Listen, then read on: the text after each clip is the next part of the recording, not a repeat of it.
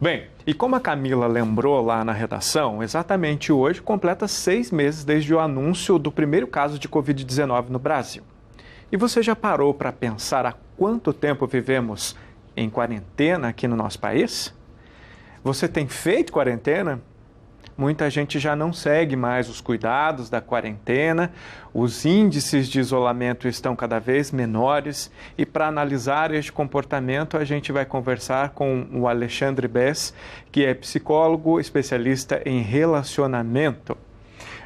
Alexander, seja bem-vindo. E por que nos comportamos como se a quarentena já tivesse acabado? Bom, obrigado aí pelo convite, um abraço a você, Ronaldo, um abraço a Luara, a todos os telespectadores aí da Rádio Aparecida, e mais uma vez, obrigado. O que acontece é o seguinte, o cérebro humano, ele tem esferas de controle, esferas de realmente aguentar determinadas pressões externas. Essa pandemia, ela mexe muito com as esferas de ansiedade, de depressão e a saúde mental como um todo. Além dela afetar a saúde mental, que a saúde mental basicamente é ansiedade e depressão, entre tantas outras coisas, ela mexe com a saúde emocional. A saúde emocional é o nosso ímpeto de tentar ou não reter algum impulso.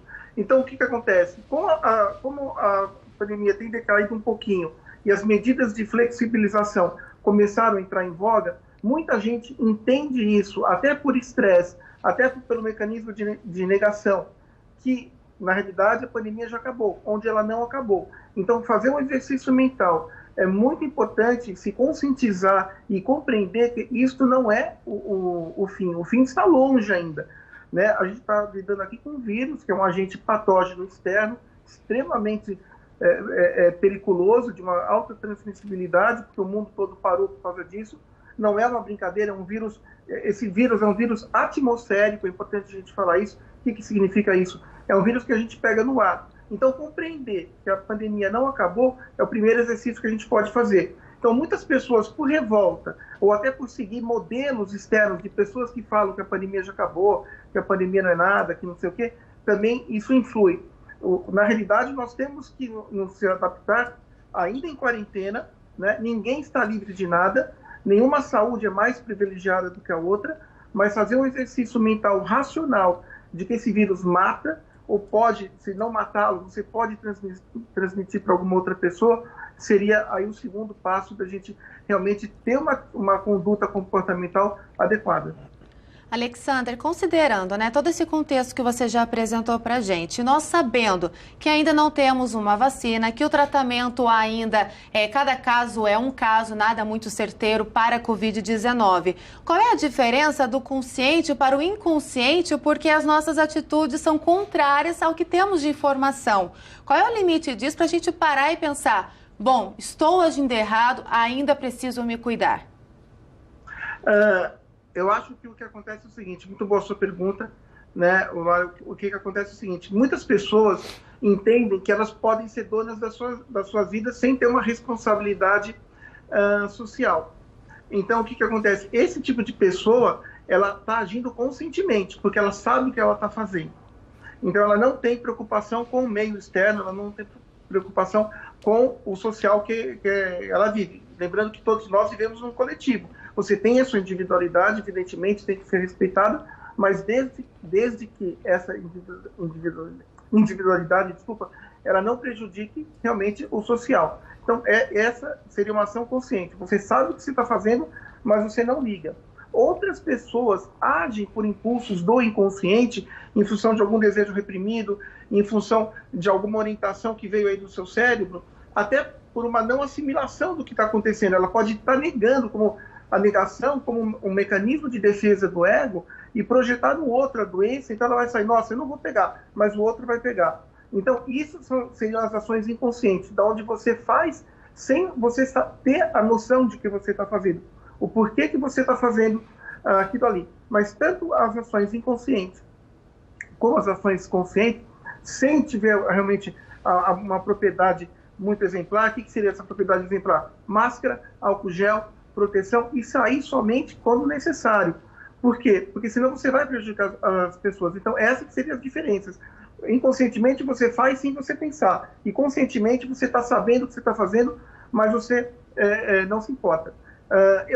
Se você me permitir aqui, eu complementaria ainda, a gente está falando aqui em personalidades neuróticas até agora. Algumas personalidades psicóticas vão também se manifestar contra o vírus, mas sem ter ligação emocional com o externo. Então, são pessoas que, esse vírus não é nada, não existe isso. Isso é uma invenção, isso é uma coisa A, B ou C, não importa.